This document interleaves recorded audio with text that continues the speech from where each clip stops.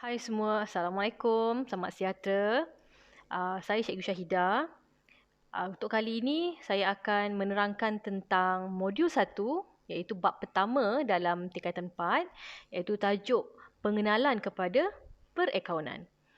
Baiklah, untuk makluman pelajar, perakaunan ini adalah satu kerjaya yang banyak cabang bidangnya di dalam negara kita. Salah satu yang biasa kita dengar adalah accountant. Jadi accountant ni apa? Accountant ni apa? Accountant merupakan satu kerjaya profesional yang diiktiraf di seluruh dunia dan menjadi nadi utama iaitu tonggak utama kerjaya dalam bidang perniagaan ataupun ekonomi dalam sebuah negara. Kalau di Malaysia ni kita masih lagi kekurangan accountant hampir 60,000 orang sebenarnya. Baiklah, perkara pertama yang kita kena pasti ialah definisi perakaunan. Apa itu uh, perakaunan? Okey, perakaunan ni ada dua. Okey, ada dua. Pertama, simpan kira. Yang kedua, perakaunan. So, apa beza kedua-dua simpan kira dengan perakaunan ini? Kalau dilihat di sini, simpan kira merupakan satu proses perakaunan yang mengumpul. Dia mengumpul, menyusun, menyimpan, merekod dan melapor rekod perakaunan. So, apa beza pula dengan simpan kira dengan perakaunan ni? Simpan kira ni perkara yang kecil, cabang dia kecil. Contohnya kedai runcit. Dia tak menggunakan akaun tu untuk terlalu banyak perkara.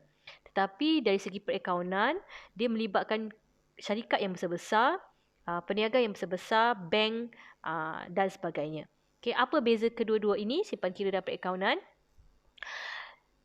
Perkara pertama iaitu bahagian ini, dia sama dengan simpan kira, iaitu mengumpul, menyusun, menyimpan, merekod dan melapor. Tetapi perakaunan ini bukan ini saja, dia ada cabang pecahan yang lain di mana kita juga akan menggunakan untuk menganalisis dan mentafsir, merancang dan juga menilai dan merumus dan membuat keputusan. So ini adalah definisi simpan kira dan perakaunan. So apa beza kedua-dua ini? Simpan kira dia hanya melibatkan proses mengumpul, menyusun, menyimpan, merekod dan melapor, tetapi perakaunan ni dia lebih lagi, cabang dia lebih lagi. Dia sama seperti simpan kira, mengumpul, menyusun, menyimpan, merekod dan melapor, tetapi ada tambahan iaitu menganalisis, mentafsir, merancang, menilai, merumus dan juga membuat keputusan. Seterusnya, apa itu kitaran perakaunan? Okey, untuk makluman semua, hidup kita ni berpusing-pusing. Daripada bayi di dalam kandungan ibu, kemudian bayi itu dilahirkan, kemudian menjadi kanak-kanak, membesar, jadi orang dewasa, kahwin, dapat anak, anak pula kahwin, dapat cucu, kembali pusing lagi, berpusing-pusing. Itu kitaran manusia, kitaran hidup manusia. Tapi apa pula dengan kitaran perakaunan yang kita nak belajar hari ini? Kitaran perakaunan ini dia meliputi pusingan ataupun kitaran perniagaan. Di mana yang pertama bila kita menjual beli barang, yang pertama apabila kita pergi beli barang kat kedai contohnya, kita akan menerima dokumen perniagaan. Dokumen perniagaan. Dokumen perniagaan ini dia seperti bukti bertulis menunjukkan bahawa urusan itu berlaku. Apa itu dokumen? Dokumen yang biasa kita pergi, contoh kalau kita pergi KFC, kita akan dapat satu kertas. Lepas kita bayar duit, kita akan dapat satu kertas. Kertas itu ditulislah berapa RM, apa barang yang kita beli. Itu namanya receipt. Sebenarnya ada banyak lagi. Kalau kat rumah ni kita ada bil air, bil api, itu juga dianggap sebagai dokumen. Selepas kita selesai dengan dokumen, kita akan gunakan dokumen itu untuk mencatat di dalam buku catatan pertama. Kita akan rekod. Contohnya saya menjual barang. Saya serahkan dokumen itu receipt kepada pelanggan saya. Tetapi ada keratan ataupun helaian salinan. Yang salinan tu saya akan simpan, saya akan rekodkan sebagai bukti saya berniaga. Itu namanya buku catatan pertama. Maknanya selepas dokumen perniagaan, saya akan gunakan dokumen-dokumen itu untuk menguruskan buku catatan pertama. Setelah saya mencatat di dalam buku catatan pertama, saya akan memasukkan ke dalam ledger. Okay, iaitu daripada buku catatan pertama, saya akan postkan ke ledger. Bukan guna postman untuk post, bukan. Kita akan memindahkan. Post di sini maksudnya memindahkan RM yang telah dibelanjakan atau RM yang telah saya dapat ke dalam ledger. Itu maksudnya. Dengan menggunakan sistem catatan bergu. Selepas selesai ledger ini, saya akan gunakan angka-angka tersebut untuk memindahkannya ke dalam imbangan duga. Apa maksud imbang? Imbang itu sama rata. Jadi saya akan cek sama ada akaun saya ni ada terlebih duit ke, terkurang duit ke. Saya akan pastikan akaun tu imbang. Itu dinamakan mengimbangkan akaun, iaitu imbangan duga.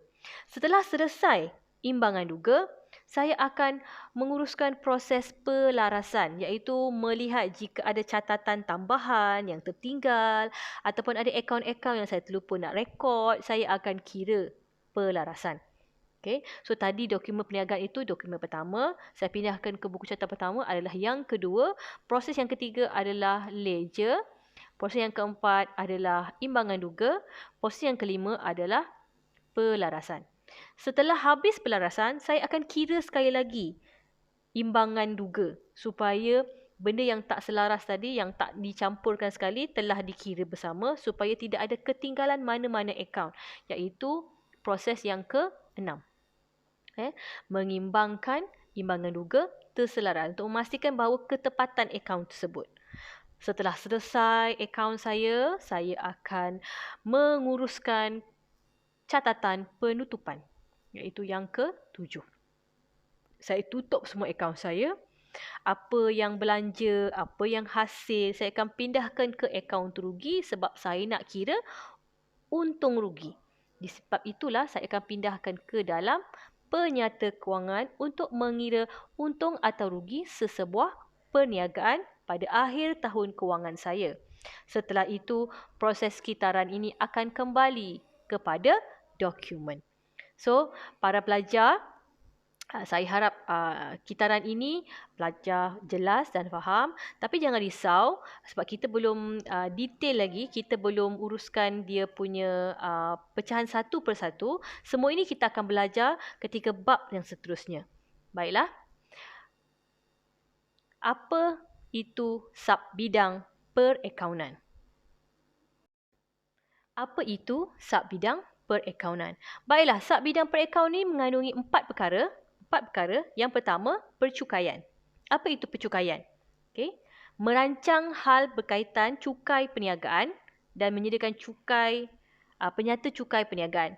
Contoh, kalau kita sebagai individu, kita kerja besar, gaji besar, kita kena bayar cukai. Okay, mungkin mak ayah kita kerja sendiri, jadi tak terlibat dengan pembayaran cukai. Tapi individu-individu yang bekerja dengan kerajaan dan swasta yang ada gaji yang besar, mereka semua kena bayar cukai. Okay. Bukan orang saja, bukan individu saja, malahan kedai-kedai yang besar semua akan terlibat dengan cukai. Sebab itulah yang pertama sub-bidang perakaunan ni percukaian. Yang kedua adalah perakaunan kewangan.